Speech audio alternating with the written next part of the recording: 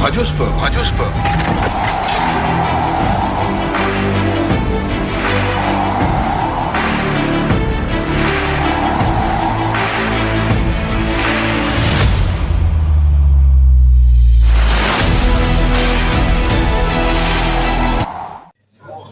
Bonsoir à tous, bienvenue au Vidam ce soir pour le grand débrief d'une nouvelle journée olympique. Ouf, une médaille ce soir, enfin déjà, et des médailles assurées en boxe, c'est l'info de la soirée, et des médailles aussi à venir pour quelques sports collectifs, même si certains nous ont déçus, comme nos amis du handball.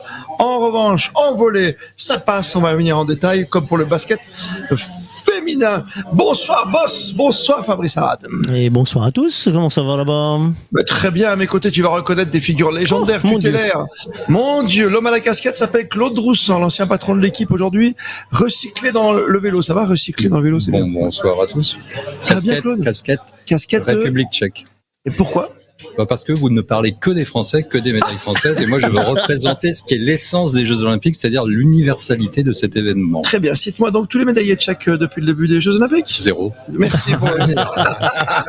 Non mais et si on en trouve un, t'es pas bien. Si, c'est un Théo, jeu, tu peux regarder s'il y a un tchèque qui a gagné une médaille, s'il te plaît, juste pour... Oui, il y a des médailles tchèques, mais fois, il y a mais je connais ou à la maison tchèque, c'est de la Budvar qu'on sert. D'accord. La médaille du jour. La meilleure bière. Ils ont du deux monde. médailles, la Tchéquie. Ah voilà, les Tchéquies. Ben, Théo, t'es en Une train de médaille d'or et survivre. une médaille de bronze. Quand même. On a bu beaucoup plus de bière que de médailles. C'est un peu le truc. Claude est avec nous parce que la boxe, on va faire un petit aparté avant de revenir sur la médaille du jour et sur les sports co. Claude, tu surveilles, tu vas commenter avec nous l'équipe de France. Ce soir, c'est intéressant parce qu'il y a une grande finale et il y a une demi-finale en ce moment et c'est du lourd, hein, les garçons. Oui. T'as vu, avec un avantage de taille pour le Marocain, l'Espagnol, pardon, qu'on a en face de nous, qui est Abou Gafba, et nous avec Aboudou Mouenzé. On va essayer de rentrer en finale. Hein. Jamili Aboudou, qui est un boxeur au style un petit peu particulier, qui est dû à son gabarit, évoque un petit peu Mike Tyson, un peu le même il style. peut mordre l'oreille à tout moment, lui. Ouais, voilà. Non, mais Mike Tyson dans ses bonnes heures. Dans ses bonnes heures, bien sûr. Non, mais c'est un boxeur assez inattendu, qui sera en demi-finale, ça veut dire médaille assurée en boxe. C'est ça. Et on va voir de quelle couleur elle peut être. Est-ce qu'il peut transformer ce bronze qu'il a d'assuré en or ou en argent? Bah, c'est ce qu'on Louis VII. Hein. Ouais, puis on verrait ce samedi soir. Alors, il fait un peu Roland plus Garros, lourd. c'est formidable. Il fait un peu plus lourd, évidemment, que son adversaire qui a une tête de plus. C'est le premier round, on va voir ce que vont décider les juges. On rappelle le principe, sera pareil pour la finale. C'est 3 rounds, c'est donc très rapide, Claude. Hein. Oui, c'est 3 rounds de 3 minutes avec une minute de pause à chaque fois. Et la particularité du tournoi olympique, c'est que il y a 5 juges qui notent chaque round et ils sont obligés de donner un vainqueur du round de façon à ce qu'il n'y ait pas d'égalité. Donc le round est forcément gagné ou perdu. 3 rounds, donc ça veut dire que ça joue faire à 2-1, à 2-1 ou 3-0. Et la particularité du tournoi olympique, c'est qu'on a les notations des juges tout de suite après la fin du round. Ça, c'est bien. La fin du round, tu sais. Hein. T'as pas besoin d'attendre 3 jours. Voilà, hein. exactement. On peut suivre, et même pour les plus profanes des spectateurs, c'est très intéressant. 2 combats pour vous ce soir. Un pour une médaille assurée, on le disait. On espère pour lui d'avoir une médaille d'or ou d'argent. Pour Jamili, pour l'instant, à Boudou. Et puis ensuite, on aura droit à l'autre combat qu'on attend tous, hein, bien sûr, avec Sofiane Oumia, qui est un ancien, qui a même fait un petit passage par les pros, qui jouera contre Borges tout à l'heure. Et Ristandi Alvarez Borges, normalement, il tire dans 10 minutes. Le temps de la pause pour nous donner la médaille du jour, s'il te plaît, Fabrice. 48 plus 1, donc. Ça nous fait 49 médailles. On est 4e au rang des nations derrière les États-Unis, 27 médailles d'or, la Chine 25, l'Australie 18, qui est largement pris de l'avance sur nous. On en a plus que 13, pour l'instant, médailles d'or. Et taekwondo, tout à l'heure, c'est une surprise, entre guillemets, puisque Cyriane Ravet a décroché la médaille bronze dans la catégorie des moins 58 kilos au forfait. C'est-à-dire qu'en fait, il n'a pas combattu. C'est l'Italien Vito Della Quila qui a déclaré forfait parce qu'il s'est les ischios offensés. C'est quoi? C'est un claquage qu'il a fait au jambier, comme on dit toujours. C'est ça. Et alors, Cyriane Ravet, c'est pas non plus un débutant, champion d'Europe 2021 et 2022. C'est une première médaille, c'est une première participation au JO pour le jeune Français de 21 ans. Il a été obligé de passer par les repêchages. Et là, quand il y a eu l'attente de revenir sur ce combat, pendant 40 minutes, on lui a dit l'Italien il va venir. Finalement, il vient pas. Mais finalement, il va venir. Finalement, il vient pas. Et donc, il a dit après, ça a été très stressant. J'avais qu'une envie, c'était de combattre. Et là, en fait, on vient de me dire que j'ai gagné, mais j'en sais rien. apparemment j'ai gagné. Donc voilà. Donc c'était une médaille sans combattre qui est rentre dans l'escarcelle française. Oui, il a combattu avant. Il a combattu avant, bien sûr. Mais les raisons du forfait n'avaient pas été données immédiatement. Donc c'est vrai que ça a été long pour lui de comprendre s'il était vainqueur ou pas de ce combat pour la médaille de bronze. Très bien. La bonne nouvelle, c'est que Pascal Gentil, ancien grand champion de taekwondo, m'a répondu il y a quelques instants. Il sera avec nous demain matin. Il sera notre invité de la matinale dans Good Morning à partir de 10h. Avant d'en revenir sur le sport co avec Claude Droussan qui nous fait la gentillesse de rester avec nous ce soir. France-Espagne pour une médaille d'argent ou d'or pour une place en finale. Mais il y aura une médaille assurée, une médaille de bronze quoi qu'il arrive ce soir. On vous l'a dit. Compliqué pour le Français qui s'est même fait des petits nœuds dans les lacets. Compliqué parce que déjà il a perdu le premier round. Il est très handicapé par la différence de taille et par le fait que le boxeur espagnol ait une plus grande allonge. Visiblement, il a du mal à entrer près de lui. Et bon, il s'est pris une petite frayeur. Il est tombé en arrière, mais rien de très grave. Il faut qu'il se reprenne dans le deuxième en tout cas. Il reste 1 minute 30. Ouais, c'est un peu compliqué pour Jamili là, l'Espagnol le boxe à distance et il a beaucoup plus de mal à s'approcher qu'il ne l'avait fait de ses adversaires dans les tours précédents. Ouais, c'est vrai que là pour l'instant l'Espagnol il le tient vraiment en respect quoi. Il force, mais c'est normal. Il le tient à distance et il marque quelques points en touchant la cible, le visage. Donc c'est un petit peu, ça va être difficile. Ouais, puis il faut qu'il soit patient. Le problème, comme tu l'as dit Claude, c'est 3 rounds, donc ça va très très vite. Il faut trouver la faille. Il faut surtout gagner 2 des 3 rounds, c'est ce qui est très compliqué dans ce tournoi olympique en fait. Ah, parce que là, si tu prends le deuxième derrière, c'est fini. Mais tu fais quand même un 3e round. Oui, il fait le 3e round. La seule solution, c'est de mettre l'Espagnol KO. Mais j'ai pas fait très attention, mais je pense qu'il y a pas, j'ai pas vu de KO encore lors du tournoi olympique. C'est très très rare les KO en 3 rounds. Ah, le palpitant, ça va être quelque chose, hein, évidemment, même pour te rendre compte derrière les entraîneurs, hein, Jérôme, parce que là, t'as pas beaucoup de choix. Tactiquement, faut vite trouver la faille. Hein. Il faut attaquer, il faut vite trouver la faille. Il faut aussi se défendre, hein, parce que moi je connais bien la boxe, hein, mais il faut. Tu connais bien la boxe? Ah bah oui, je connais bien la boxe. Tu t'es pas lancé un défi aujourd'hui? Si. Ah d'accord. Mais j'ai assisté à Roland Garros il y avait des grands combats de boxe à l'époque, Monzon Moutier. C'était avant-hier. C'était avant-hier, voilà. C'était magnifique. Il y a un bruit ce soir ici au Vidam, je pense que tu l'entends Fabrice, il y a une ambiance de dingue. Oui. Ah, c'est incroyable, tu le sens bien en réalisation. Hein. On s'approche bien du micro. Fin de ce deuxième round dans quelques instants, voir si le Français peut prendre la main. On va attendre les juges, bien sûr, Claude. Hein. Ouais, mais il manque d'allonge. Moi, j'ai l'impression que l'Espagnol a encore beaucoup touché, beaucoup plus que Jamili. Oui, parce qu'il est plus patient grâce à sa taille. Il peut le voir arriver. Il a une allonge. Jamili trouve pas la solution. Là, aujourd'hui, il a déjà boxé les tours précédents contre des boxeurs plus grands. Mais là, visiblement, c'est une différence de classe et Oui. Il est vraiment tombé sur. Forcément, quand on est en demi-finale, de toute manière. Hein, il a pris un uppercut. Ouais, il s'est fait toucher plusieurs fois et là on le voit sur le ralenti. Lui, il a passé quelques directs du gauche quand même, mais son jab. Les directs du gauche, ça y va. Hein. Ouais. Ça on va voir. Résultat des juges dans quelques instants. On sent qu'il y a déjà beaucoup de fatigue. 2 rounds de disputés pour le Français qui va y retourner. Alors. Ouais, voilà, oui. Il n'a plus qu'une solution, c'est de mettre l'Espagnol KO. Ah ouais. Il a perdu les 2 premiers rounds. Donc, 2 rounds perdus déjà. On va viser le KO. Il a que ça, c'est sa seule solution, donc voilà, il va essayer. Allez, on y croit encore pour Aboudou Mouanze contre Gerber Drissi El Assaoui. L'Espagnol qui se méfie terriblement, il sait qu'il a l'avantage. Hein. Quand tu as 2 rounds d'avance, tu n'as qu'à patienter, tenir à distance.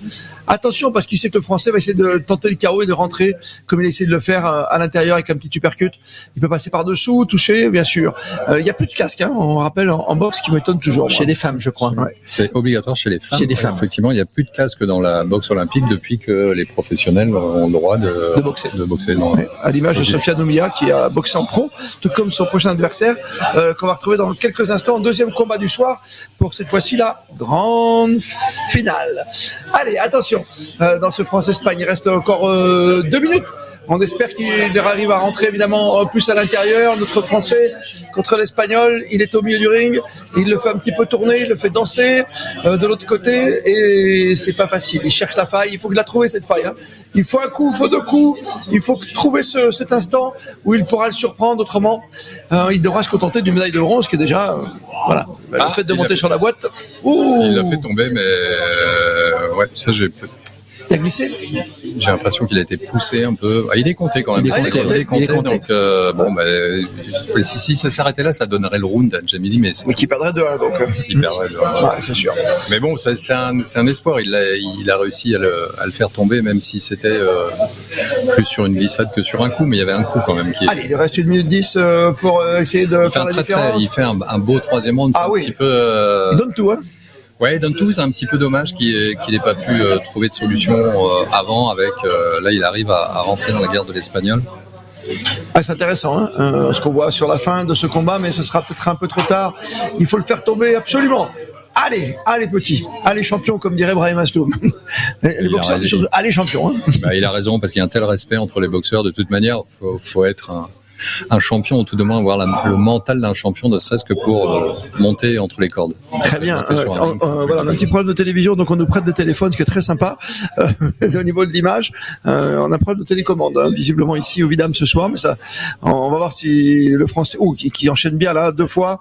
Mais on rappelle, il est mené 2-0, donc ça va être compliqué de rendre pour l'instant l'Espagnol. C'est terminé. Et c'est terminé à l'instant, donc il n'y aura pas beaucoup de suspense, évidemment. Alors Jamili donc ne succédera pas chez les lourds. C'est Tony Yoka, Tony Yoka.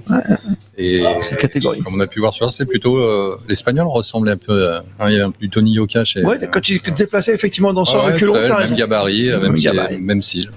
On va attendre la décision, mais ne devrait pas faire de doute pour l'instant avant le grand combat à venir dans quelques instants maintenant pour la médaille d'or pour notre Français. Il en rêve tellement, le boxeur toulousain Sofiane Oumiya face à Eris Landy Alvarez Borges, ça sera superbe. Le temps de rappeler les bonnes nouvelles des Sportco, bien sûr. Tu nous valides, Claude, dès que c'est fait. Cette défaite malheureusement et cette médaille de bronze qu'on va mettre autour du cou ce soir d'Aboudou, le Français. En Sportco, deux énormes sourires. Deux énormes sourires et puis une petite grimace. Une petite grimace. Allez, on commence par. Ah non, c'est un coup de gueule, c'est une faute professionnelle. Tu commences pas comme ça. Commence pas à défendre tes amis en malheur. Hein. Ah, je défends personne. Alors, allez, on va dire les belles victoires, les beaux sourires. L'équipe de France de volley masculine, hein, championne olympique en titre, qui jouait contre l'Italie, une équipe qui est pas facile à manœuvrer. En tout cas, l'équipe de France a gagné un score sans appel, 3-7-0. Le premier set un petit peu serré, hein, au tie-break, mais après ça a déroulé. Donc 3-7-0 pour la France qui se retrouve en finale, donc une médaille assurée. C'est bien ça. Pour le coup, argent ou or. On avait aussi, on avait les filles en basket aujourd'hui, avec encore l'Allemagne la Mannschaft qui se trouvait sur notre chemin, décidément. La France a battu l'Allemagne, je vais pas dire sans forcer, mais enfin 84-71, on fait un petit peu peur sur la 84-71. Les autres qualifiés, l'Australie qui a battu la Serbie, la Belgique qui a battu l'Espagne, et donc la demi-finale sera pour nous contre la Belgique. Voilà, ça c'est les deux beaux sourires en sport collectif. Alors avant de passer à la soupe à la grimace, confirmation Claude Droussan. Ouais, Jamili a perdu, donc il sera médaille de bronze, mais ce sera samedi soir. Enfin, je pense que les médailles, on les remet en même temps que l'or et l'argent. Hein, on va dire ça après la finale. Oui, donc ça veut dire que la finale des lourds, de toute façon, il reste 3 jours là-bas. Il reste 3 jours. À Roland-Garros. Ouais. Et c'est couvert si jamais il pleut. Hein. Voilà, il n'y a pas de problème. Bon, on sait jamais. À venir, la grande finale, Eris Landy Alvarez Borges contre notre Sofiane Oumiya, nationale qui rêve tellement d'or olympique. On va suivre ça en direct. La grande claque, on en parle tous ensemble, c'est l'handball. Quelle déception, ça fait 20 ans que nos bleus nous régalaient tout le temps dans le dernier carré, et là, patatras, une erreur, une mauvaise passe, comme on dirait. Patatras pour la dernière de Nicolas Karabatic.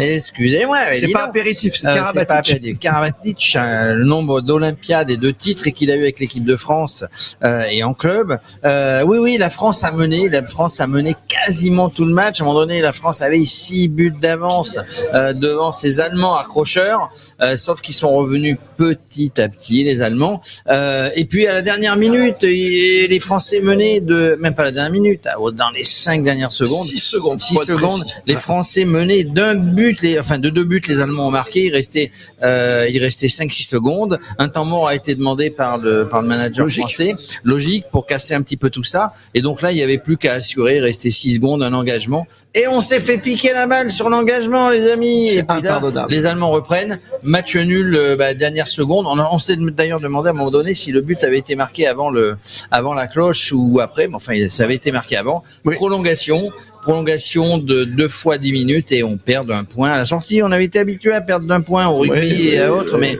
quelle faute professionnelle. Tu dois pas faire ça. Tu dis faute professionnelle.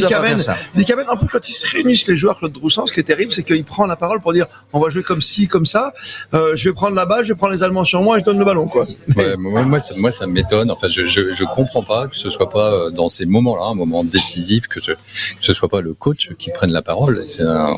Parce que là, on a l'impression que c'est de l'autogestion, mais il y a un moment, l'autogestion, faut arrêter, quoi. Bah, on a parlé avec Philippe Bana, le président dans ce genre de situation. De la Fédé, il disait que ce sont des grands garçons et qui s'expliquent très souvent. Oui, voilà, les grands garçons qui font des grosses bêtises. Voilà. Alors après, c'est paradoxal puisque l'équipe de France a accompli de très très loin le meilleur match de tout ce tournoi olympique et a commis la plus grosse bourde peut-être de toute l'histoire de l'équipe de France. Si t'étais notre nation, on s'en serait moqué.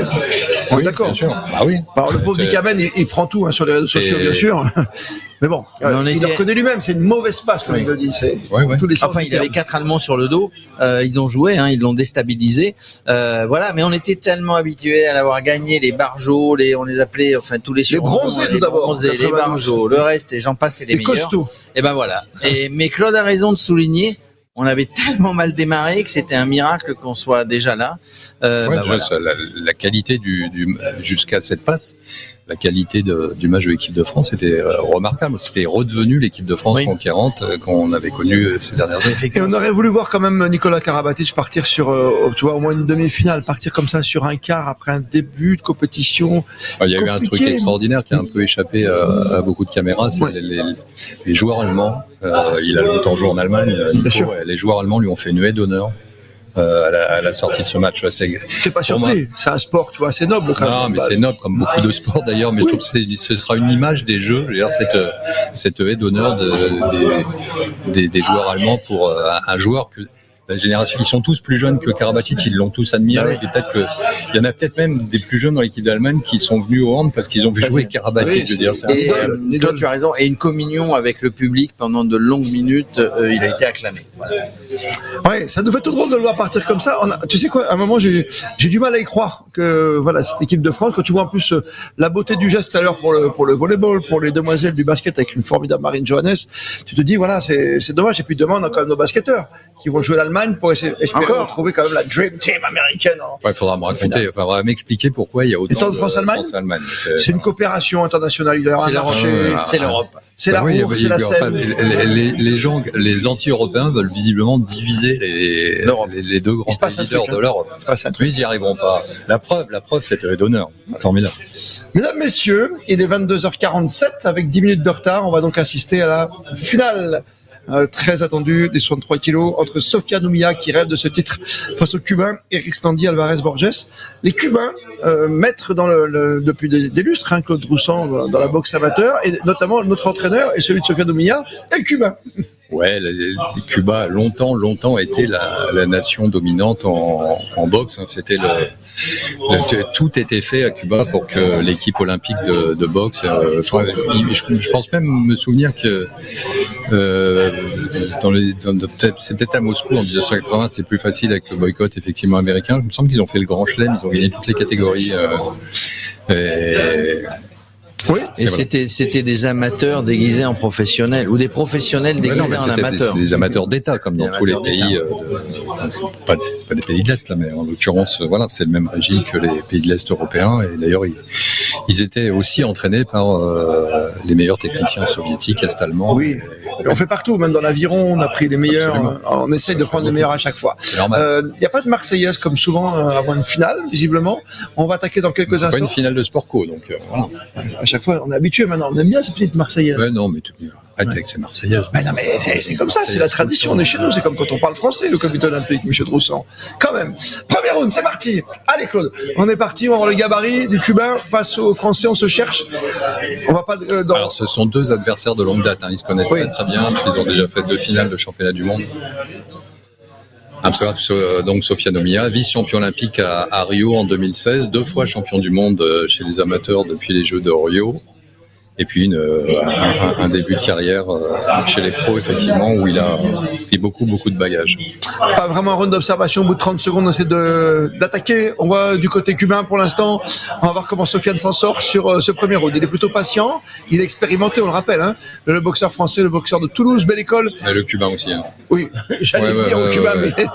Non, mais sur manière, ce sont les deux meilleurs de leur catégorie depuis des années. Là, c'est vraiment c'est la finale idéale. C'est la très belle finale, bien sûr. Il n'y a aucune surprise. On a les deux meilleurs en finale et ça va être forcément compliqué pour Sofiane, mais il est très appliqué, très appliqué.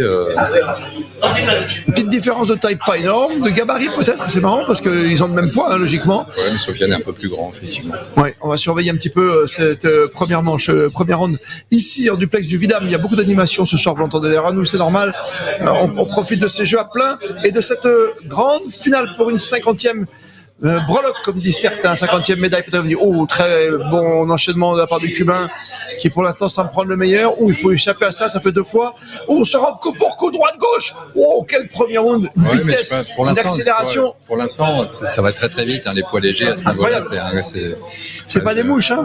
Non, et c'est pas pour rien. Sofiane, dans le milieu de la boxe, hein, même par les étrangers, il est surnommé le virtuose. Donc, c'est un boxeur extrêmement élégant, extrêmement efficace, et extrêmement rapide. Et c'est vrai que il a pris un bon gauche, je pense. On reverra au ralenti si ça marque. Le Cubain est très actif, mais touche pas beaucoup. Il a touché là, l'arbitre s'en inquiète. Pour le moment, un petit avantage au Cubain, effectivement. Avantage au Cubain dans cette première manche. On verra ensuite les juges. Il reste 50 secondes dans cette première manche. Ça va vite, hein. Ça enchaîne beaucoup, évidemment, d'un côté comme de l'autre. On a besoin de souffler, ça se sent. Et c'est le moment où le Cubain accélère à nouveau pour prendre le meilleur peut-être sur cette première manche. En tout cas, il faut marquer. Il faut que les points soient comptés dans cette première ronde. C'est très important. Ça donne le ton, bien sûr, pour la deuxième. Parce qu'après, si tu perds la deuxième manche, c'est terminé, comme l'a dit Claude, à part un KO. Allez, reste en place, garçon. Ouais, Sofiane compte plus sur l'évitement et le contre. C'est vraiment le Cubain qui essaie de mener le combat, mais il touche assez peu, je trouve, hein, quand même. Oui, on verra, parce que les juges comptent, hein, à chaque fois. Bien sûr. Même si ça mouline et que ça avance plus côté cubain, ça ne veut pas dire que les juges, on l'a vu d'ailleurs dans sa demi-finale, hein, Sofiane qui s'est qualifié alors qu'en face de lui, il avait quelqu'un qui avait un peu plus bougé. Allez, faut toucher. On va voir le décompte dans quelques instants, hein. Jérôme, bien sûr, de cette première manche. On va voir si... C'est très attendu, ce décompte du premier round, parce que pour moi, c'est extrêmement serré. Alors, tu peux avoir une impression visuelle comme quoi le combattant cubain a été plus rapide, plus ambitieux aussi. Hein. Mais dans la boxe, on ne note pas comme ça. C'est pas ce qui est noté. Hein. Ce qui est noté, ce sont les coups portés. En revanche, on voit qu'il a déjà subi les assauts du Cubain et qu'il a déjà pris une petite blessure au niveau au-dessus de l'arcade. Hein. Donc, ça a dû toucher quelque part. Ça se voit. Un dédoublement, il en a pris 2-3 faces sur le côté, ça compte moins. Oui, il a pris sur cet enchaînement-là, pour revoir ralenti, le fameux enchaînement dont on parlait tout à l'heure, il a pris beaucoup de coups. J'avais le sentiment qu'il est... C'était passé à travers ? Qu'il perd le premier round. Oui, le perd. Très logiquement. Si on voit cet enchaînement-là, quand on le revoit au ralenti, effectivement, 5-10, hein. C'est beaucoup plus parlant, hein, quand on n'est pas habitué à ces combats qui sont très très différents et beaucoup plus rapides que les combats pro. Et évidemment, le boxeur le sait maintenant qu'il est en retard. Hein. Bien sûr. Il le sait, son plan va l'encourager. Il n'a pas le choix, hein, il faut c'est tout de suite que ça joue. C'est dans les 2:45, hein. Dans les 2 minutes 40 qui viennent, soit il rétablit la situation, soit il le fait pas et c'est perdu. C'est du noble art, hein, on le rappelle. C'est pas des combats en 15 rounds ou en 12 rounds comme chez les pros. C'est 3 rounds, ça veut dire qu'il faut marquer, il faut que ça compte tout de suite. Et t'as pas le temps de cogiter. Tu peux pas rester à tourner autour de l'adversaire. Il n'y a pas d'attente, il n'y a pas de... Le fameux round d'observation. On en parlait souvent. Hein. Oui. Dans les papiers d'équipe, je l'ai vu ça. Dans les commentaires à la radio, à la télé, j'en ai vu beaucoup. Hein. À un moment donné, Jérôme Armand, il y en a même en foot. Il y a même en foot des rounds d'observation. Bien sûr, partout. Elle a encore 2 minutes dans cette deuxième manche. On se régale de vous commenter un combat en direct ce soir. C'est assez formidable de voir une finale. L'argent ou l'or pour Sofiane, pour l'instant, c'est l'avantage est au Cubain, bien sûr, sur la physionomie de la première reprise. Allez, on essaie de rentrer dedans, on reste concentré. Il y a moins d'évitement, hein, comme tu le disais, Claude. Il est un peu plus là, Sofiane. Hein. Ouais, mais il n'a pas le choix. Hein. Il faut qu'il arrive à s'approcher. Il est pas mal là, hein, sur depuis le début, mais il prend quand même. C'est à son tour de prendre des contres d'ailleurs, ce qu'il n'arrivait lui pas forcément à passer tout à l'heure, parce qu'il doit prendre l'initiative et forcément le Cubain l'attend un petit peu là. Ah, le Cubain qui est bien sur ses appuis. On a l'impression qu'il domine quand même pour l'instant, même dans cette deuxième manche. Il faut que Sofiane fasse autre chose. On a l'impression qu'il a la situation en main. Ouais, t'as l'impression qu'il maîtrise. C'est difficile. Allez, Sofiane, c'est maintenant. Il reste 1 minute 20. Il faut que tu gagnes ce deuxième round. Autrement, le troisième, ça va être très compliqué, mon garçon. C'est maintenant ou jamais. Allez, Sofiane. Allez, Toulouse, allez, la France. Même si on a une 50 médailles assurées, on préférait mettre de l'or autour du cou ce soir. Oui, et puis pour lui qui est déjà médaille d'argent il y a 8 ans à Rio. C'est à Rio, lui. L'argent va pas le satisfaire. Et les deux, on rappelle, qui ont depuis Rio, ont boxé chez les professionnels et sont revenus donc pour ces Jeux Olympiques. Et c'est un superbe défi pour Sofiane, en plus entraîné par un Cubain, on le disait. Et là, pour l'instant, le boxeur cubain, lui, sur le ring, en train de donner le meilleur de lui-même. Il sait que sa chance, c'est une chance olympique, c'est de l'or. Qu'il finisse très fort ce deuxième round. Allez, Sofiane pour cette médaille. Il a bien doublé là. Il a bien envoyé. Il recule pour l'instant. Sofiane suit cette occasion sur nos écrans de contrôle. Et le Cubain qui tourne autour maintenant. Il faut trouver la botte secrète pour décontenancer, mais ça va être très compliqué. Je pense que sur ce deuxième round, les 10 points vont aller certainement aux Cubains, malheureusement, pour départager les deux boxeurs. Des comptes de 5 juges à venir. Allez, Sofiane, on y croit encore. Un coup, un seul. On a eu tellement de médailles d'or qui venaient de Toulouse. Ouais, oui, avec Antoine Dupont d'entrée. Antoine Dupont, avec Léon Marchand, là, il faut... Il y en a avoir d'autres. C'est comme les médailles tchèques, tu sais. Ça se cherche et ça se trouve. Il était bon, Claude Roussan, t'as vu? Et il nous l'a. Heureusement que Théo était là pour vérifier. Théo, 2 médailles, t'as dit, pour la Tchéquie? Il est concentré, Théo. Tu nous prendras son 06 après, la demoiselle. Combien de... Théo, combien de médailles pour la République tchèque? Une seule médaille d'or. Médaille d'or? En double mixte. En double mix de tennis? Alors, ils sont 2. Ouais, donc ça fait 2 médailles. Ça fait 80 000 € chacun, nous, en France. Peut-être qu'on en reparlera tout à l'heure. Bon. Je crois que notre boxeur, il n'aura pas les 80 000 €, lui, pour l'instant. Des comptes du deuxième round qui va arriver. L'avis des juges. Le round à Sofiane. Il y a 3 juges. C'est bien. Alors, attention. Ça va être extraordinaire, hein. Voilà. Un round chacun, même si c'est moins net que sur le premier où le Cubain ça a touché des deux côtés. Les deux, on a vu au ralenti. Ça a touché des deux côtés et bien ciblé. Allez, 3 minutes encore dans ce combat. Allez, Sofiane. Il s'accroche, bien sûr, il attend. Il sait que maintenant ils sont en égalité, donc il faut marquer 1 ou 2 points de plus. Voilà, ça c'est bien en sortie comme ça. Tu reviens avec le gauche. Allez, maintenant tu restes face. Oui, on a l'impression qu'il a vraiment pris la bonne, ça y est. la bonne distance. Il est beaucoup mieux, tu as raison, Claude. Ce qu'il n'arrivait pas du tout à faire pendant le premier round. Là, rien que sur la position sur le court au centre, sur le ring. C'est lui qui a pris. C'est lui qui est maître du ring, c'est ça. Je trouve, regarde, son attitude. Beaucoup plus, là, alors qu'il a totalement subi le premier round. Moi, je trouve qu'il est bien en phase et que, expérimenté. Il sait qu'il a gagné de justesse le deuxième round et il sait que là, il lui suffit de marquer comme il l'a fait. 1 fois, 2 fois, comme il essaie de le faire là. Pas mal, hein. C'est pas mal ce qu'il fait, pour l'instant, Alors sur le premier round, on a l'impression que le Cubain il avançait plus sur lui, tu vois. Tandis que là, c'est effectivement le Français qui maîtrise. Le Français qui maîtrise. C'est pas facile. Non. À Roland Garros ce soir, les plus grandes heures, comme tu le disais, comme le Parc des Princes et d'autres combats qui sont délocalisés, c'est important. Il y a plus de monde que d'habitude. Il y a une ambiance de dingue. On y reviendra avec Bruno Cuas, qui est sur place dans quelques instants, qui sera avec nous en duplex de cette arène extraordinaire Porte d'Auteuil. Allez, attention là, le Cubain qui se réveille un petit peu. Et qui a compris qu'il avait pris quelques petits coups peut-être au début et qui va essayer de faire la différence dans cette dernière minute 30 de combat.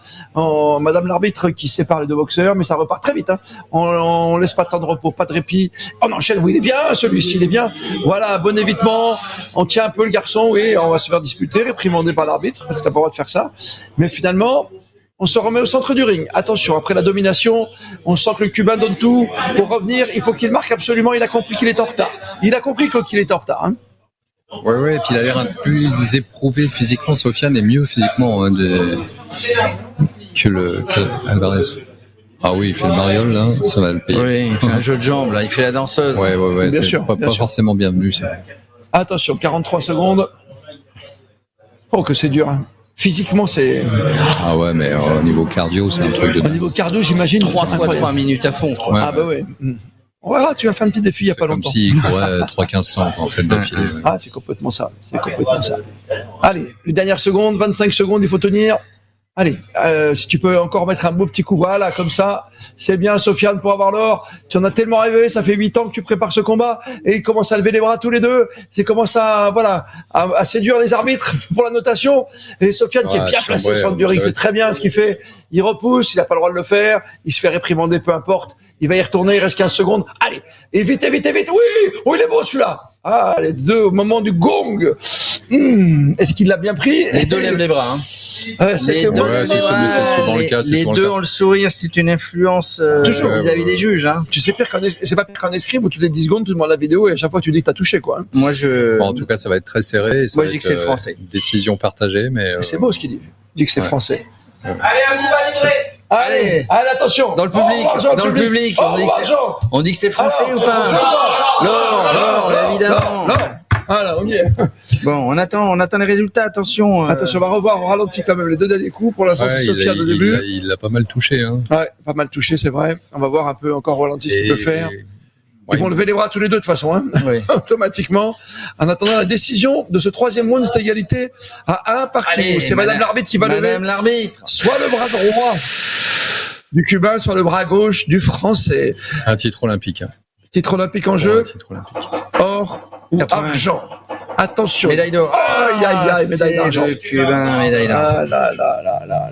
On va voir les notes, C'est pas possible. Bah, c'est dur, c'est très dur parce que je pense, on n'a pas vu les notes, hein, je crois encore. On doit les voir après. On va les voir dans quelques instants, mais ça se joue à rien. Il doit y avoir énormément de déceptions, mais heureusement, il y a l'argent au bout de ce combat, de cette finale qu'on avait le plaisir à vous commenter avec Claude Droussant. Déception, nouvelle médaille. Fabrice, tu fais les comptes, c'est simple, ça y est. On a un compte rond, c'est un peu ton âge. Ouais, 50. C'est bien ça. Oui, c'est pas comme les points pour la boxe. Hein. Moi, je les ai en face de moi. Il perd au point. Hein. C'est pas compliqué. Hein. Ça, c'est sûr. Voilà. Ça va se jouer. Ça se joue pas à grand chose. Hein. Ça se joue à un point, les garçons. Donc, ça joue un petit point. D'accord. Bon, bah écoute, on a une médaille d'argent. Voilà, c'est ça. Ça se joue au point aussi. Pour l'instant, on a une médaille de bronze assurée avec l'autre demi-finale. Donc la 51e arrivera, tu as dit, dans 48 heures, je crois, Claude, à peu près, pour les lourds. Oui, elle est attribuée quand il y a la... Non, en fait. elle sera attribuée la prochaine fois, quand il y aura la remise des prix. Elle est pas encore dans le compteur. C'est dur pour Sofiane Mina parce qu'il a 29 ans. Il est déjà médaille d'argent à 21 ans à Rio. Là, nouveau médaille d'argent. Voilà. On va y revenir, messieurs. On le verra peut-être plus au Restez jeu. bien avec nous, on va y revenir sur cette déception et comment tu as vécu le combat avec Bruno Cuas qui était sur place, qui va se mettre dans un petit coin pour nous raconter. Toi, tu allais faire un défi, tu allais essayer de défendre les médailles des Français. Évidemment, j'ai essayé d'aller gagner une médaille. On va y voir. Plus clair dans un instant. Ça se joue au point aussi, tu sais quoi? En tennis de table, en ping-pong. Et les Français sont là. Les frères Lebrun ont réussi leur pari, bien sûr, d'arriver déjà au moins en demi-finale, ce qui est quand même juste exceptionnel après un gros match face au Brésil, 3-0. Pas de discussion, il faudra jouer la Chine au prochain tour. Le DTN est avec nous, le grand manager de l'équipe, Stéphane Huclier, qui nous rejoint, grand plaisir. Bonsoir. Quel bonheur de les voir, ces Français, en demi-finale. Ouais, salut Paco, salut à tous. Bah écoutez, on est ravis que Félix, Alexis et Simon soient en demi-finale. Ils ont réalisé un parcours sans faute, 3-0 sur la Slovénie, 3-0 sur le Brésil cet après-midi. En gagnant nettement, je dirais, face à Calderano, qui a été très marqué de sa perte de la médaille de bronze sur Félix et qui n'a pas existé dans son match, dans son duel. Et puis derrière, Alexis et Simon qui montent en pression au niveau du double. Et Alexis qui a amené le 3e point. Donc une équipe totalement concernée et au niveau pour ce rendez-vous. Ouais, tu crois que le Brésil était vraiment très touché?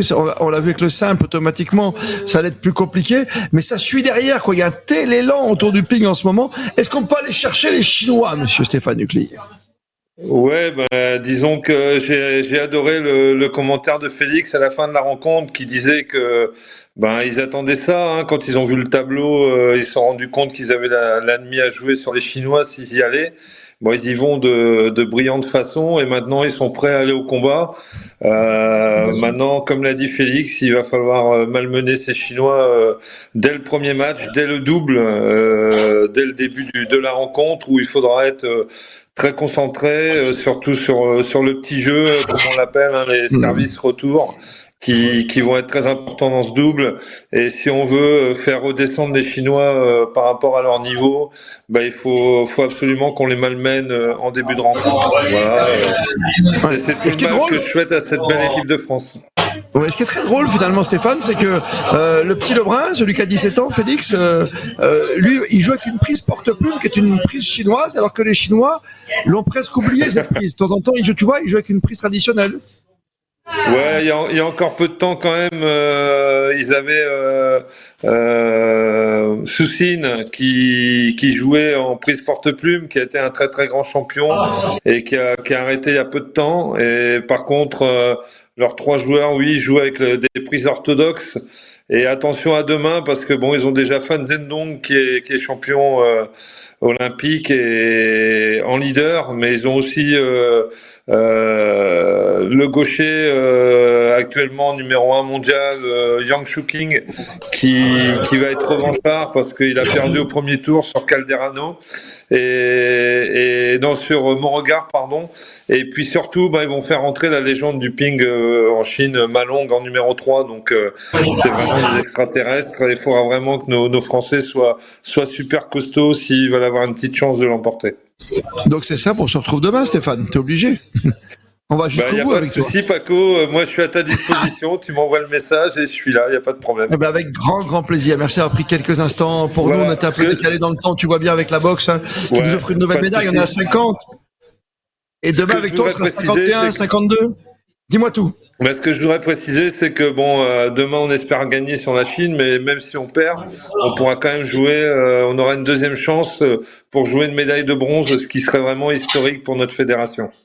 Oui, et c'est pas comme la boxe où quand tu es en demi-finale, t'es déjà assuré d'une médaille. Ce qui va nous arriver nous en boxe avec la nouvelle médaille côté poids lourd. Merci Stéphane d'avoir pris du temps quelques instants pour nous.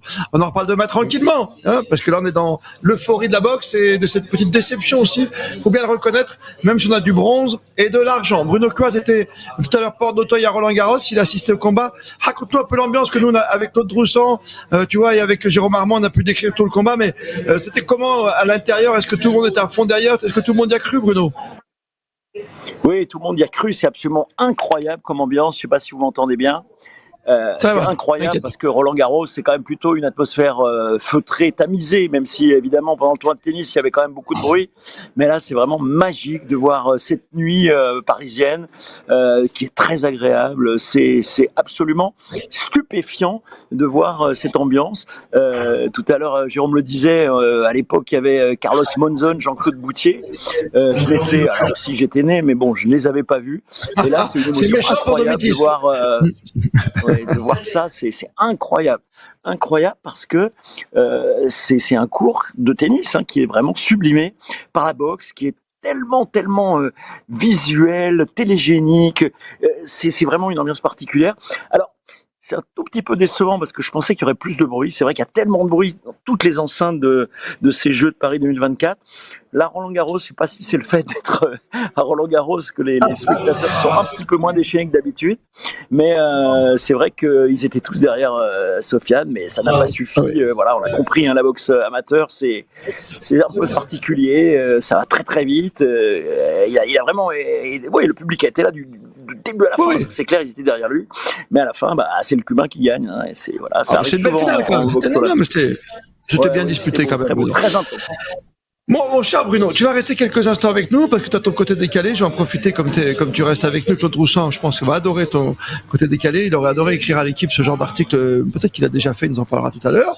Mais on avait un défi aujourd'hui, tu sais, pour notre Jérôme à nous. Il y en a un qui n'a pas vraiment réussi, mais on n'en parlera pas ce soir. Tu devais voir Madame Hidalgo pour savoir comment était la scène. Elle est pas venue. Elle s'est cachée. Elle est pas venue. Parce que demain, il y a triathlon à 7h30. Triathlon. Non, pas triathlon. Nage en eau vive. Pour l'instant, nage en eau vive, pardon.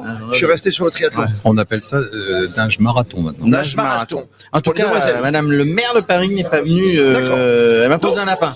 Donc, on t'a imposé un nouveau défi. Et ce nouveau défi que tu as réalisé avec Théo, c'est de te mesurer en boxe, savoir quel niveau tu avais. Pardi. Allez, Parce que j'ai fait de la boxe quand j'étais au lycée. Et puis là, j'ai été mesuré à un boxeur. Ouh là là, le grand défi au nord de Paris, porte de la Villette pour Jérôme Armand.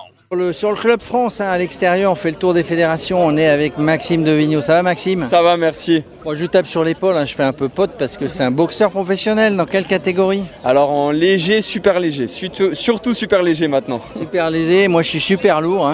Qu'est-ce qu'on fait ici? Alors, vous faites de l'initiation pour les gamins? Qu'est-ce qui se passe? Alors c'est ça, on fait des initiations, mais pas que pour les gamins. On fait pour les petits, pour les grands, pour les jeunes, pour les vieux, pour les femmes, pour les hommes, pour tout le monde. Combien de licenciés à la fédé de boxe? Alors là, c'est une très bonne question. C'est une colle? Là, Non, voilà. Beaucoup. Et en général, quand on a des médailles, sur des Jeux Olympiques ou des Jeux Olympiques ou des grands championnats, ça augmente le nombre de licenciés. Les gamins, ils viennent, il y a des clubs partout. Exactement. Déjà là, depuis, on va dire que l'équipe solide, je ne sais pas si ça vous parle, en 2016, où on a fait beaucoup de médailles, dont 2 champions olympiques.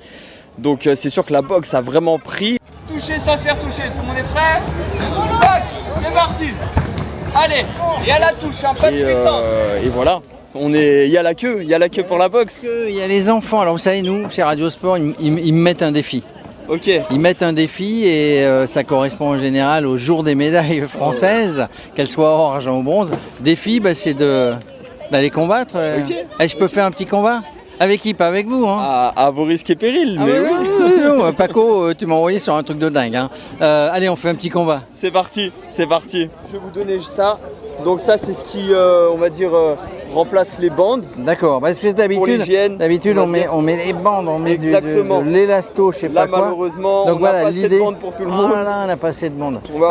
Paco, tu me fais faire des trucs, je te jure que bon. On va commencer par celui-là. On met bien le pouce dans l'endroit. Voilà, vous êtes bien au fond. J'y suis. Allez, je vous laisse prendre l'escalade. Attends, prenez mes lunettes, parce que si je prends un pet dans les lunettes, je suis mauvais. Attends, allez, on enlève la casquette. Là, vous êtes prêts. Allez, on y va, allez, Maxime. Oh là là, déjà, le grand défi. On y est. Alors, Maxime, viens voir, Maxime. Vous savez un petit peu boxer ou pas? Allez, tiens, je me protège comme ça. Alors voilà, moi je vais ma tête. D'accord. Allez, hop, putain. Oh, putain. Non, n'y faut pas. Faut y aller. Voilà. À la moto. Ah non. À moto.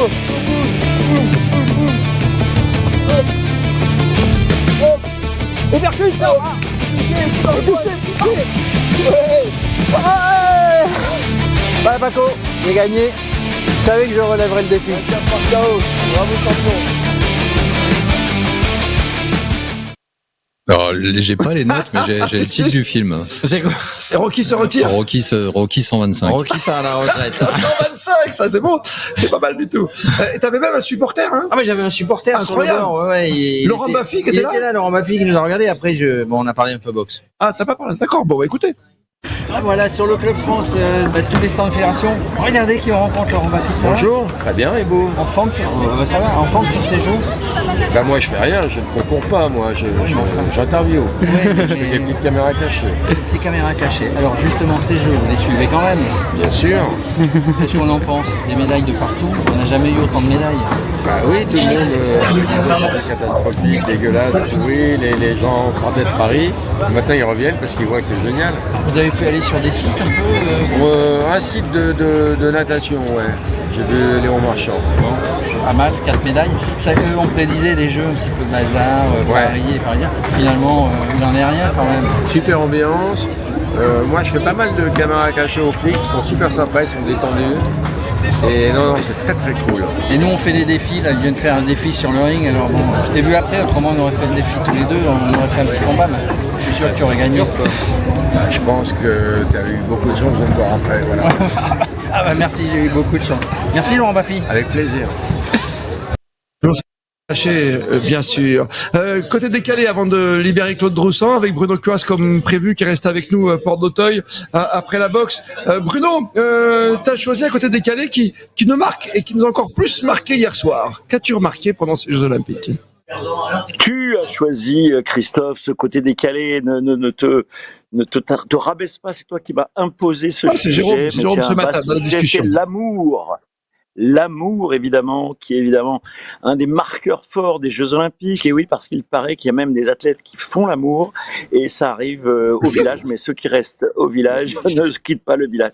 En gros, voilà, l'amour est un élément, mais puis Paris, c'est la ville de l'amour. Tu te souviens évidemment que Céline nous a interprété l'hymne à l'amour avec un certain talent. Et donc, l'amour, c'est aussi un amour marital, puisque hier soir, nous avons eu le plaisir, après avoir vu Alice Finot faire un 3000 mètres, ce type quand même d'anthologie, même si elle a fini 4e.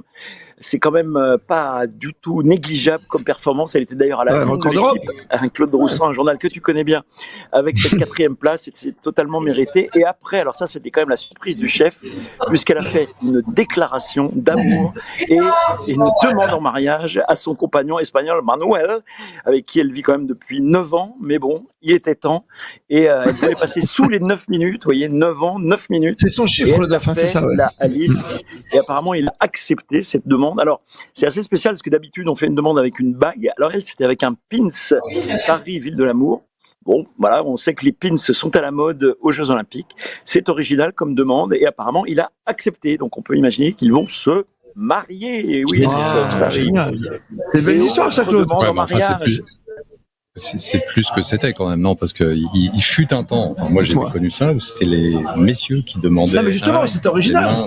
Mais c'est arrivé, Bruno. On en parle ensemble. Claude, on est en 2024. Non, de 1924, les Jeux de Paris. Et elle a demandé la main à un Espagnol en lui chantant. Et alors, l'amour est enfant de bohème. Voilà, c'est comme ça que ça marche. Vous savez, il y a aussi quand même la belle histoire des voileuses. Je peux me permettre. Charline Picon et sa copine. Évidemment, puisque là, c'était pas une, mais 2 demandes en mariage. 2 pour le prix d'une. Et oui, ça, c'est les filles de la voile qui ont été. Alors, c'est pas elles qui étaient demandeuses, apparemment. Même si là, sur la photo, on a l'impression que c'est elles qui font la demande. Non, c'est bien les 2 messieurs en face, qui sont quand même leurs compagnons depuis des lustres, hein, mais bon, apparemment, voilà. Non, mais la demande n'avait jamais été faite.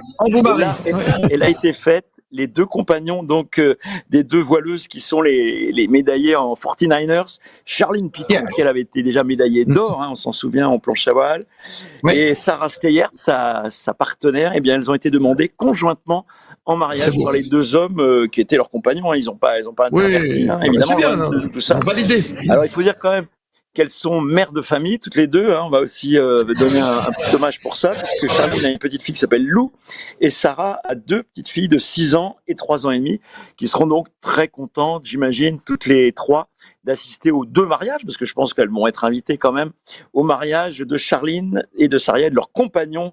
Voilà, c'était le Mama Team, hein, cette équipe de 49ers, et elles vont être donc désormais des femmes mariées. Et je rappelle quand même que les Jeux Olympiques ont déjà donné lieu à des couples célèbres. Et évidemment, Roger Federer a remporté Mirka à Sydney.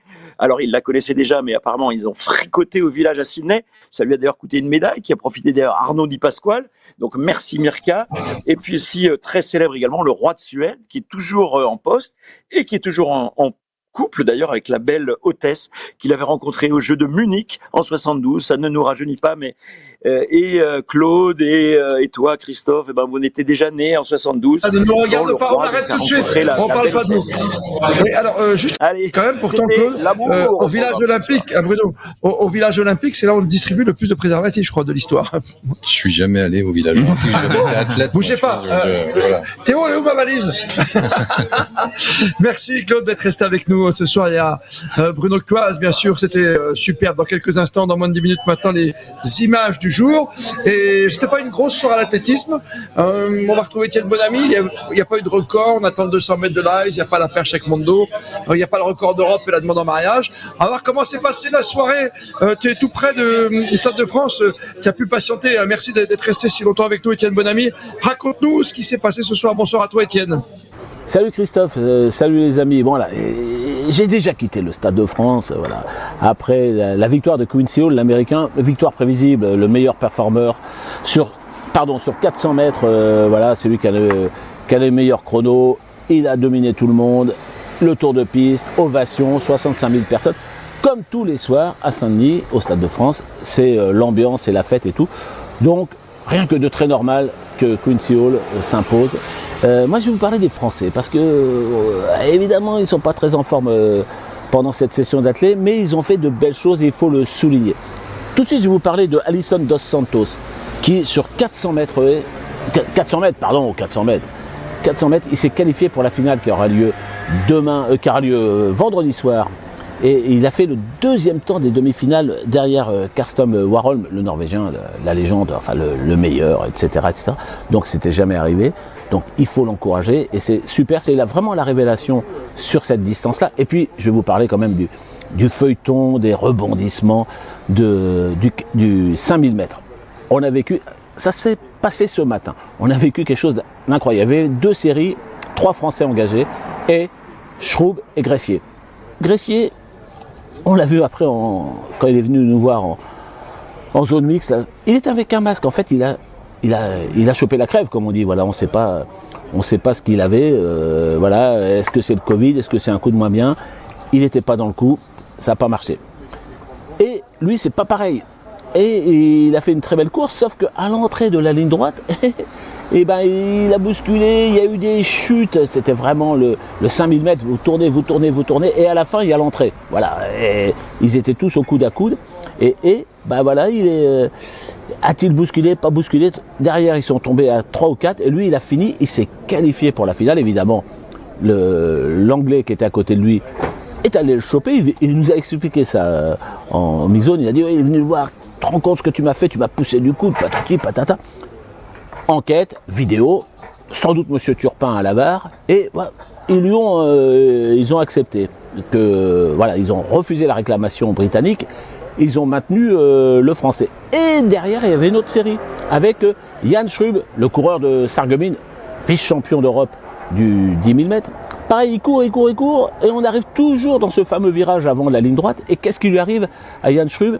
Il y a un gars qui lui fait un croc en jambe. Il est 5e, c'est-à-dire qu'il faut être dans les 8 premiers pour être en finale du 5000 mètres, samedi. Et il tombe pas, mais il perd la cadence. Il finit 11e. On le voit en mix-zone, il dit, bon les gars, c'est pas mon année, c'est incroyable, patati. Mais il a fait ils n'entendent pas comme ça. Ils vont porter réclamation. Et à 18h30, qu'est-ce qu'on apprend? Jan Schrubb, il est requalifié pour la finale, vous voyez, à rebondissement. Et 5000 mètres à courir. Et quand ça termine par un croc en jambe, Christophe, il faut se mettre sur la piste, c'est pas évident. Donc il y aura 2 Français dans la finale du 5000 mètres. On va voir ce que ça va donner, mais c'était une journée entière, voilà, très, très mouvementée dans l'athlétisme. Et demain est un autre jour, comme disait le Scarlett O'Hara dans Autant n'emporte le vent. Je vous dis bonne soirée à tous et à bientôt. Mais quelle référence, quel homme de lettres, la Bible, il est incroyable. C'est notre plume préférée, Étienne Bonamy. Notre invité ce soir, Cédric Roussel, qui a trouvé le chemin. C'était pas facile dans le 19e, hein, Cédric, de venir du Club France. Hein. Ah, mais c'est comme ça, hein, vous avez évolué des jeux ouverts, mais de temps en temps fermés aussi, à l'intérieur du Club France. Il y a une belle ambiance ce soir, ça se passe bien? Il y a une belle ambiance, oui. Il n'y a pas trop de médailles aujourd'hui, donc c'est sûr. Il y en a 2 déjà. France... Oui, mais c'était pas là, hein, donc c'était différent, mais c'était. Il y a un petit décalage. Vous êtes on reprend des forces, en fait, on reprend notre souffle pour les. Vous voulez boire quelque chose que j'ai même pas proposé à boire avec modération? De l'eau, alors. De l'eau, un petit verre d'eau, s'il vous plaît. Avec un peu de bulle. On fait travailler un peu nos stagiaires parce qu'ils font des chutes la journée, eux, ils ont le temps de boire. Vous êtes le délégué interministériel à l'économie du sport. Concrètement, aujourd'hui, quand on voit tout ce qui se passe, ça va vous coûter cher en médailles, ça, c'est votre sujet? Non, pas le mien particulièrement, celui du ministre du budget, mais voilà, chacun son job, et puis ce sera celui du ministère de l'économie, mais bon, c'est des bons sujets, ça, c'est d'investissement, non? Bien sûr, c'est un bel investissement. Voilà. Quand on prévoit d'être dans le top 5 avec Emmanuel Macron au niveau des médailles et de viser 70 médailles, on a donc budgété On a anticipé. Oui, même si le foot, par exemple, il y a 15 médaillés, et qu'en judo, par exemple, t'en as 1 ou 2 pour rider. Oui, c'est vrai. Et puis, il faut compter l'encadrement aussi, puisque c'est une équipe, en fait, la performance d'une médaille. Donc, mais tout ça, oui, je crois que c'est de l'ordre de 18 millions d'euros budgétés. Budgété, donc ça va. Qu'est-ce qui est le plus important, c'est que cette manifestation soit pérenne, c'est-à-dire un peu comme Londres, où on revend notre piscine, par exemple, ou est-ce qu'on garde tout, parce que il y a eu le sujet de la piscine, justement, ça tombe bien, parce que c'est l'Arena finalement qui l'a recueilli. Est-ce que tout va être rentabilisé ensuite, sportivement parlant? Alors, déjà, c'est un showcase magnifique. C'est une exposition universelle de l'économie du sport. Voilà, j'aime bien le dire, et puisque c'est la réalité. On parle beaucoup de la cérémonie d'ouverture. Tout ça derrière, c'est des acteurs de l'événementiel, de la communication, des artistes. Donc, c'est toute une économie. C'est tout un savoir-faire, voilà. Et puis à partir donc du 8 septembre, on a eu la chance d'avoir un alignement des planètes avec énormément de grands événements sportifs. Maintenant, on va jouer à l'extérieur. Donc tout ça, c'est un galop d'essai pour effectivement se préparer pour jouer et gagner à l'extérieur aussi. Gagner à l'extérieur aussi avec 2 énormes manifestations olympiques. On n'oublie pas les paras, vous l'avez dit. Oui, bien sûr. L'accessibilité, on sera là, hein, bien évidemment, Jérôme et toute l'équipe avec Fabrice pour suivre ces paras parce que c'est important, on le voit bien. On l'a vu même dans la cérémonie d'ouverture, cette inclusion, cette façon, cette parité quelque avec part, Marie on voit partout. Tout à fait. Qui était présente aussi. Qui était présente dans les grandes dames en plus du sport, oui. C'est important de continuer. Hein. Oui, c'est important. On fera d'ailleurs, on participera avec Business France à une conférence autour de toute la sport tech, en tout cas aussi tout ce qui est innovation autour de l'handisport, l'inclusion pour la pratique du sport, pour la haute performance aussi. Et moi-même dans ma mission au ministère de l'économie, vous savez que c'est un mini gouvernement. Il y a un ministère de l'industrie qui était très enclin à partager avec moi cette valorisation de la réindustrialisation par les objets du sport. On parle notamment des lames pour les athlètes paralympiques. Il n'y a pas que ça, il y a aussi les raquettes de paddle, toutes les déclinaisons du composite carbone qui peut être donc issu déjà d'une économie circulaire. On a quelques exemples avec des startups qui utilisent donc des déchets qui sont en fin de cycle de vie, issus d'Airbus et qui à partir de là reconstituent donc soit des. C'est une volonté aussi du président Tony Estanguet. Hein. Oui, il a raison parce qu'il a un formidable outil d'impact. On le sait, le sport d'une manière générale et encore plus des événements comme celui-ci, des ouvrages, les infrastructures nous montrent qu'il y a eu, je dirais, une excellence aussi. Je dirais voilà, c'est un accélérateur pour les entreprises, que ce soit les partenaires comme Saint-Gobain prestataire. Ils se sont tous challengés en fait pendant ces Jeux parce qu'on voulait montrer ce qu'il y a de meilleur en termes donc de qualité d'accueil, mais pas que, aussi en termes d'innovation. Ouais, jusqu'à un cheval qui va sur l'eau avec un système français. Voilà, c'est formidable. C'était tellement critiqué ces Jeux. Quand on voit l'enthousiasme aujourd'hui, ce bonheur, on se demande à quoi va ressembler la France lundi prochain déjà. C'est une question qu'on peut se poser, mais on peut, mais vu la tourmente passée, Monsieur l'ex-député. J'aime bien être dans l'instant présent. Oui, ex-député. L'Assemblée nationale effectivement va retrouver donc ou va trouver peut-être effectivement pouvoir d'agir encore plus, puisque on a bien compris que le pouvoir politique est en train de se délocaliser vers donc l'Assemblée nationale. Donc j'espère que tous les députés, les sénateurs ont bien compris que cet événement-là est un événement de cohésion de tous nos territoires et que donc le sport de cette manière-là un formidable outil déjà je dirais pour faire nation, mais pas que aussi pour montrer encore une fois donc toute l'excellence de notre industrie, nos entreprises. Parce que c'est vrai qu'on se souvient tous, Jérôme, Fabrice, quand on préparait les émissions, il y avait beaucoup de grincheux, je mets même pas de guillemets, et tout le monde disait... On va dire sceptique. De sceptique, il y a même aussi, on a reçu le docteur Simès, qui est mandaté par le gouvernement aussi pour ambassadeur, on fasse 30 minutes, il n'y a pas que 5 fruits et légumes. Tu arrives à manger 5 fruits et légumes par jour? 6, oui, bien sûr, j'allais te dire. Et c'est vrai qu'on a beaucoup surtout dans un jus. Dans un jus. Oui. On a beaucoup critiqué, effectivement. Et trouver une économie viable autour du sport, c'est jamais simple. Même les grands partenaires, même si LVMH est arrivé, même si des grands partenaires comme BPCE, FDJ sont là, on le voit, ou un énorme Toyota à l'intérieur du Club France, pour citer plusieurs marques, pour pas qu'on se fasse taper sur les doigts. On avait l'impression que c'était pas simple de vendre le sport en France dans son entièreté. Oui, pour beaucoup, ça a été pour certains partenaires. Je pense aussi à Sanofi, par exemple. C'était les premières fois. Donc, ça va être très intéressant de voir quels sont leurs retours d'expérience aussi. Et c'est un peu ça le cœur de cette mission et de cette volonté de cette délégation ministérielle à l'économie du sport. C'est vraiment de faire en sorte que ce soit un sujet qui intéresse et qui soit l'affaire de tous, notamment des entreprises. Mais j'ai pas trop de soucis pour avoir été engagé dans le sport auparavant dans mon rôle de député, je vois bien que beaucoup d'acteurs, notamment les entrepreneurs, s'assimilent, ressemblent à des sportifs et vice versa, puisqu'on a beaucoup d'anciens sportifs qui deviennent des entrepreneurs, qui investissent aussi et qui créent des fonds d'investissement dans le sport. Donc on voit bien qu'il y a, je dirais, un rapprochement des peuples qui est assez naturel, mais qu'il faut faciliter. Il y a une tentation, peut-être même de la part des sportifs d'aller justement vers le monde de l'entreprise et vice versa. Mais ils se ressemblent, ces deux mondes. Un chef d'entreprise, quel qu'il soit, d'une petite PME, d'une grosse entreprise, c'est un porteur d'eau, c'est celui qui est leader, c'est celui aussi qui est sélectionneur, mais c'est aussi le premier qui va au charbon. Voilà, je pense que c'est la culture de l'abnégation de l'atteinte d'un objectif. Pourquoi? Pour un intérêt général. C'est une entreprise, c'est une équipe, c'est un objectif aussi même pour un athlète individuel qui est entraîné par tout un staff et qui emmène aussi lui-même une équipe. Donc, je pense que c'est des choses qui paraissent évidentes quand vous parlez à d'autres délégations étrangères. Moi, je suis un ancien parce que j'ai commencé par exemple les Jeux Olympiques en 92 pour situer par rapport à ceux qui nous écoutent en radio simplement, ils n'ont pas sur le pure player, mais par exemple à une époque, j'avais la chance de rencontrer Mélina Robert-Michon qui était porte-drapeau. Elle gagnait à peine le SMIC, même pas pour vivre avec sa petite fille. Ça a beaucoup changé, ça évolue maintenant sur les entreprises. Il y a eu des pactes de compétences et on a pu au moins pallier ce problème. Oui, pacte de performance, vous en parliez. Il y a également donc l'État qui a décidé de donner, de s'engager aussi, d'impulser justement cette idée que un sportif aujourd'hui, au-delà de sa seule performance, il fait du bien aussi à une entreprise parce que il participe à la culture de l'entreprise, il participe à la mobilisation des salariés aussi du sponsor, du partenaire.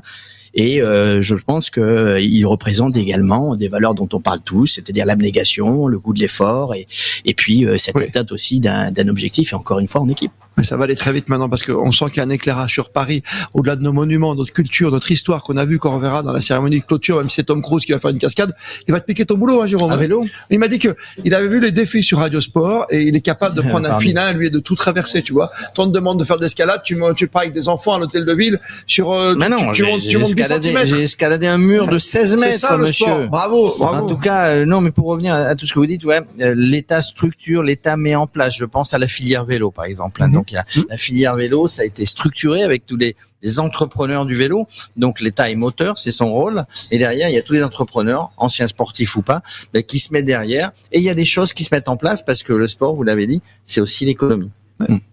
C'est le tourisme aussi. Parce qu'on parlait du vélo, c'est un exemple. Mais le vélo, par exemple, il y a plein d'entrepreneurs qui ont misé sur des vélos un petit peu différents électriques, en sachant que nous, par exemple, comme à des mortels, on pouvait acheter avec des primes, et c'est pas le cas partout. Visiblement, il vaut mieux être une entreprise, par exemple, pour acheter un stock de vélos, et il faut que les entreprises aussi investissent. Il faut que des grandes maisons achètent des vélos pour que ce soit déductible des impôts. Ça aussi, il faut que ce soit concret, pas comme une médaille d'or. Et il y a un autre enjeu auquel on tient, c'est aussi ce fameux fabriqué en France, ce dispositif qu'on porte au ministère de l'économie, et on est là aussi pour aider justement. Il y a de plus en plus des jeunes startups qui veulent justement, dans cette optique d'une raison d'être de leur entreprise, aussi pour des raisons bien sûr de durabilité, refabriquer, repenser d'autres matériaux plus durables donc en France. Et c'est le rôle du ministère de l'économie plus particulièrement. À l'image de Radio Sport qui a été créé depuis la Coupe du Monde de rugby pendant un an, nous sommes partis sur une belle aventure, sur un pure player, pour donner la parole différemment aux entrepreneurs dans nos émissions où on fait un peu, évidemment on parle de sport assez, mais on prend les coulisses aussi avec TopSec, avec plein d'émissions autour du vélo et de son économie. Et ça, on est très sensible, on restera attaché à cette valeur-là. Nous aussi. Pour conclure, Cédric Roussel, est-ce qu'il y a quelque chose qui vous a marqué, une innovation française que vous connaissiez pas? Je sais pas, une fontaine à eau, un nouveau produit peut-être pour ceux qui sont, je pense à mon ami Philippe Croison, pour accéder par exemple au Club France, d'avoir une voie vraiment différente avec une matière différente. Est-ce que le Stade de France est une matière différente française? Moi, ce qui m'a surpris, c'est toute cette logique globale à chaque fois. C'est-à-dire, je prends l'exemple des infrastructures et du village olympique, le fait d'utiliser le fleuve pour transporter du matériel. Je veux dire, c'est pas tant l'ingéniosité, le concours Lépine, mais c'est cette logique d'ensemble. Voilà, c'est ça qui m'a surtout donc frappé, c'est que on était vraiment dans un slogan qui était mis en avant par le comité d'organisation Paris 2024, porté par le gouvernement aussi, sur des jeux durables. Et en fait, c'est toute une méthode en définitive. Mais il y a plein de choses. Il y a le béton bas carbone, par exemple, si on parle des infrastructures. ne serait-ce que ça. Mais il y a plein d'autres. Il y a aussi les fan expériences. Il y a beaucoup de choses en termes aussi, du sport, de l'organisationnel. Et l'idée justement de cet après, c'est de pouvoir communiquer plus largement, puisque vous avez bien compris qu'on était dans des accords commerciaux aussi entre Paris 2024 et les prestataires qui pouvaient pas forcément s'exprimer. Mais c'est bien d'accompagner justement cette valorisation et de faire un énorme je dirais showcase où en mettant des noms très concrètement et en mettant non pas en scène mais vraiment en avant toutes ces histoires, ces belles histoires de petites PME aussi dans Seine-Saint-Denis qui ont cette possibilité grâce au jeu de s'internationaliser demain, c'est-à-dire que c'est autant de rayonnement pour la France, mais aussi de développement économique pour nos territoires, tout simplement. Alors nous aussi, on a une économie de marché à Radio Sport, donc on prend des stagiaires d'été. Théo qui est avec nous depuis tout à l'heure, qui ils sont résistants, parce qu'ils sont encore là. Ils sont résistants, ils tiennent le coup. Et il y en a un autre qui lui tient le coup et le matin et le soir, c'est Jules que vous allez voir apparaître. Lui fait pas que les cafés, non, on lui interdit. Il fait pas les photocopies, mais il regarde tout ce qui se passe sur les réseaux sociaux. Et on va montrer la compétitivité de la France. Je sais pas ce que tu as choisi ce soir, donc ça tombe bien. Devant le délégué interministériel à l'économie du sport, Cédric Roussel. Jules, tu vas pouvoir t'exprimer et les 5 photos choisies ce soir pour ton top 5 pour conclure l'émission. Bonsoir Jules. Bonsoir à tous. Bonsoir, et on va commencer directement avec la Française Alice Finot, donc qui a terminé au pied du podium et qui a battu un record d'Europe du 3000 mètres steeple. Et là, on peut voir sur cette photo, c'est juste après, elle demande en mariage son compagnon. Je vous rassure, il a dit oui. Et voilà, je pense que c'est la deuxième fois qu'on voit ça. La première fois, c'était une athlète chinoise. C'était son mari qui l'avait demandé en mariage juste après sa médaille. Mais là, même sans médaille, la Française Alice Finot est quand même très émue et ça l'empêche pas d'aller demander en mariage son mari dans les tribunes. Ouais, son mari est bien parce qu'il aurait pu dire, en plus un Espagnol en tant que macho, tu n'as pas gagné la médaille. Non, non évolio. Rentre à la casa. Mais non, il a accepté, donc c'est pas mal. Deuxième image dans ton top 5. Alors la deuxième image, c'est Indoz Ibadine, c'est un coureur spécialisé dans le 800 mètres, il représente le Nigeria. Et voilà. Il ressemble à la Casette. Il ressemble à la Casette. Il ressemble à la Casette, j'ai cru que c'était lui, disons. Pour les amateurs de football français, vous avez reconnu le général Lacazette qui est en ce moment avec l'équipe de France. Oui. Voilà. T'as la photo de Lacazette pour voir la comparaison ou pas? Non. Enfin, on le connaît, tu me diras. Tu l'as pas. Ok. Mais t'as raison, on aurait pu. Pardon, j'ai spoilé alors. T'as spoilé. On a spoilé que Cédric Roussel. Mais c'est vrai que c'est frappant. C'est frappant, oui. Et on lui souhaite au capitaine Lacazette une belle fortune vendredi soir au Parc des Princes à 18h. Troisième image. La troisième image, alors là, c'est ma médaille, ça. C'était pour les joueurs qui voulaient peut-être savoir à quoi ressemblaient les détails sur la médaille des JO de Paris. Ah bien, alors, il y a quand même pas mal de détails. On voit la déesse de la victoire Athéna Nike sortant du stade panathénaïque, là où les JO ont connu leur renouveau en 1896, il me semble. Et on peut voir à droite aussi, en fond, vous pouvez voir aussi la Tour Eiffel et à gauche l'Acropole qui est en Grèce. C'est la première fois qu'on voit les deux dessinés au même endroit. Et on peut voir, il y avait aussi écrit gravé, c'était écrit jeu de la 33e Olympiade Paris 2024. Alors évidemment, c'est la 33e de l'ère moderne, faut quand même préciser. Et mais on a pu aussi remarquer que c'était aussi gravé sur l'épaisseur de la médaille, c'était quelle discipline a été remportée là. Par exemple, il y avait écrit badminton simple homme. Donc là c'était Victor Axelsen, le Danois, qui avait gagné cette médaille. Donc voilà, on pouvait voir un peu à quoi ressemblait la médaille des Jeux Olympiques. Oui, Jérôme, tu voulais? Oui, c'est très personnalisé. Ça veut dire qu'une médaille ne ressemble pas à une autre. Voilà, c'est bien. Très personnalisé. Et j'ai l'impression que notre stagiaire d'été, tu vois, notre Jules national, il est bon en histoire géo pour l'instant. Ouais. En steeple, on fait toujours sourire. Là. Mais en histoire géo, il est pas mal. Une nouvelle image avec toi, Jules.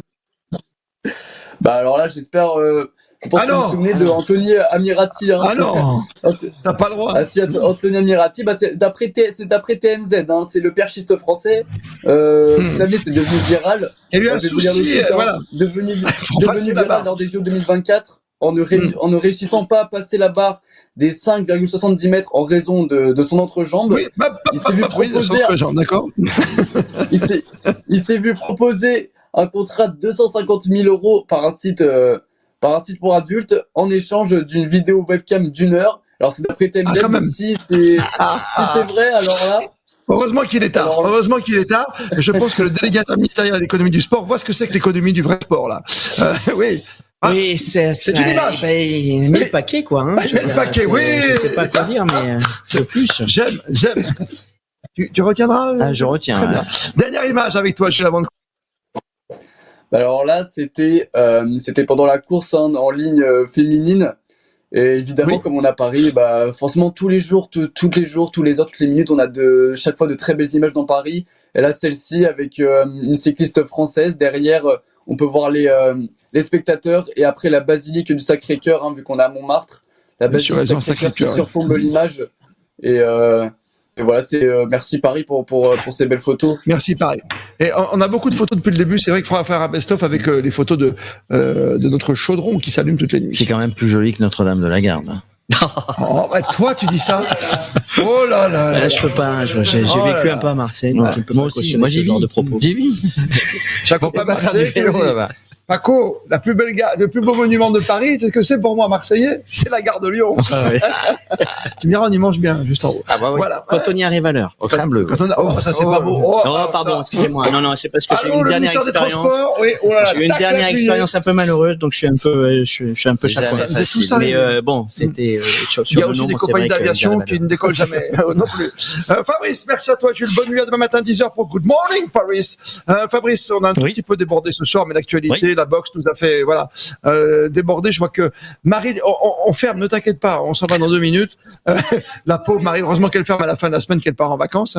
Voilà, parce que là, ça va être terrible. C'était quoi, lasagne et tomate mozza ce soir? Lasagne, tomate mozza. On doit pas faire la vaisselle quand même, parce que moi j'ai pas mangé. Hein. Vous n'avez pas mangé, mais il y a plus rien. Donc je ne dois pas faire la vaisselle. Ah non, d'accord. Le problème, c'est qu'ils ont plus rien, ils étaient dévalisés. Une part de tarte aux myrtilles. Une tarte aux myrtilles, il reste. Non, mais tout va bien. C'est juste que je voulais pas faire la plonge. On rappelle les 2 médailles du jour avec toi, chef. Médaille de bronze pour Sirgan Ravet en taekwondo et médaille d'argent en boxe pour Sofiane Ouima. Et demain, ça va tomber. Demain, ça va tomber, ouais. Mais c'est juste pour rappel, hein, ça nous laisse en 4e position, derrière les États-Unis qui ont 14 breloques, 27 en or, 35 en argent et 32 en bronze. La Chine, 65 breloques, 25 en or, 23 en argent et 17 en bronze. L'Australie qui nous a pris largement le devant, là, maintenant. Oui. 18 médailles d'or. Nous, on reste bloqué à 13. Nous, on reste bloqué à 16 en argent, une de plus. Donc, ce soir. Et on est à 21 médailles de bronze qui nous ont fait 50 tout rond pour aujourd'hui. Demain, on